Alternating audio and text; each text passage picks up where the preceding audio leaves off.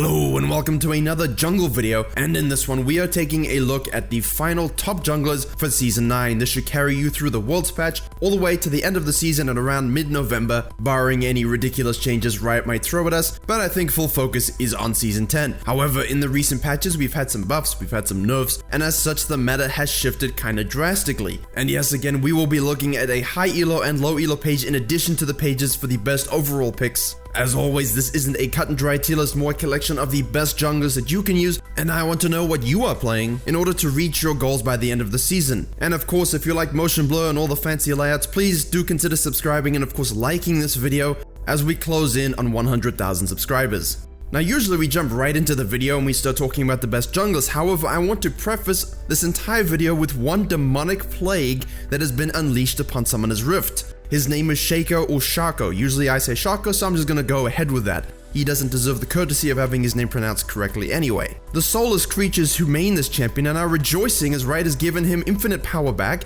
He is sitting atop the win rate charts with a huge pick rate and basically just unleashing terror not only from jungle but also from support. And obviously I'm being a bit hyperbolic on purpose, his win rate in Master Plus is not that great, and there are ways to deal with him. However, contrary to the popular belief of streamers and the 1% on Twitter, the world does not revolve around them, and so Riot will be hitting him with some nerfs in the next patch, and we'll see where his power lands. And now into the core part of the tier list, and atop the chart is still Kha'Zix. Why? Well, they buffed him a few patches back and nerfed a bunch of other stuff that he doesn't like, and now he can run free. He also has the option of going Conqueror, which is quite dangerous when you have the R evolve. Well, actually, he's quite dangerous anyway, no matter what. The invis from his ult when you do evolve that, his damage from the Q when you do that, the slow and the poke from that evolved W. His whole kit, he just keeps getting stronger and stronger as the game goes on. He's slippery, he does immense damage, and basically is just a handful for most people to deal with. However, there are some champions that he does struggle against that are in this video, and when we get to them I will mention it. But next up is Echo, and yes, I just did a full-fledged guide on him, which you are seeing clips from now, and I will put that in the top right and the description for you. I will do that for any champion guides I have that are relevant to this video. But the string of buffs that he got over multiple patches has just put him in such a strong state. Unless of course you play him on the world stage, in which case he just seemed to lose a whole bunch. He's definitely a better solo queue pick. His assassination potential, his lockdown CC, his escape ultimate. He has basically a total package for solo queue jungling. You are definitely nowhere near as weak early as you used to be thanks to these buffs. Your clears just keep getting faster and faster, and the combination of his E coupled with a Lichbane and Sheen plus the Smite means that dragons and Baron steals are there for the taking. Now if that isn't your style and you prefer going where you please and just throwing cleavers in people's faces, infected cleavers at that, Mundo is your guy. Also, like Echo, received a string of buffs and essentially put him in prime position to be jungled. Yes, he gets low early on, he has more poignant weaknesses in the early game, but if you get a little bit fed,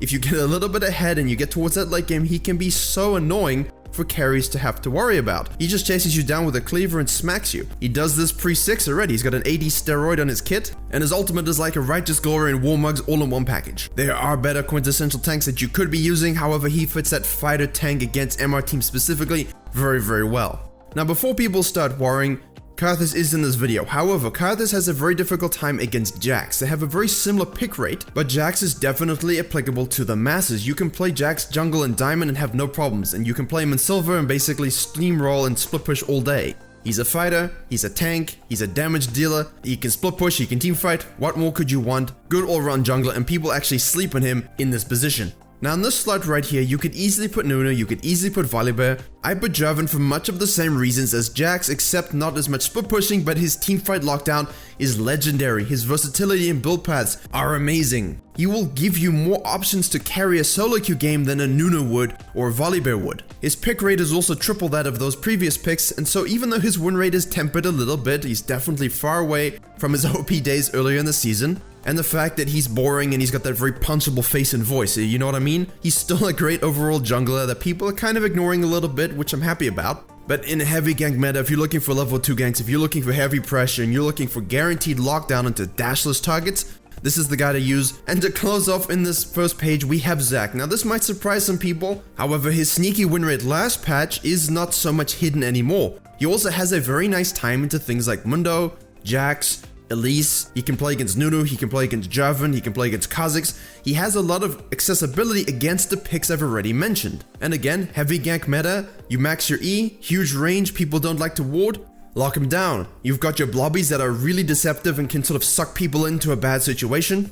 You've got the ultimate that's back to what it used to be. Thank you very much, Riot. And so now we go into the second page, and that first page had a lot of everything: AP, AD, assassin, fighter, tank, which is really good. When that's happening in the meta, everyone can be happy. Now Vi is very similar to Jarvan, and I don't want to talk too much about her given I did so in the last video. Point and click lockdown ultimate, very good snowballing ability, tank, fighter, everything you can need in low elo to win games. However, these next 3 picks are very important. Volibear specifically very good into Kha'Zix and Rengar, even Dr. Mundo you could say, as well as Jax. He's actually very strong in his own right, specifically in low elo. However, his place in the meta is largely dictated by who he can play well against, rather than the nature of his very strong kit. There's a reason he's getting reworked. Just remember, you need to know when to use your E properly, when to use your Q properly. Against those stronger junglers, his peel and his ability to 1v1 them can be a lot more important than his engage later on. Now, Malphite is on here not as a tank, but as an AP one-shot machine. Predator AP Malphite is no longer severely off meta, a little bit. His win rate isn't that great overall. There's no denying that his ultimate is basically game-changing. If you can land that on 4 targets at the end of the game, it can guarantee you a win. And because you're AP, if you can basically isolate an AD carry, you can annihilate them in one shot. His utility and ability to change the face of a game by one teamfight is why I'm putting him on this list. And on that note, yes, our tank Nunu is still here. He could be on the first page, he could be at the top of this page.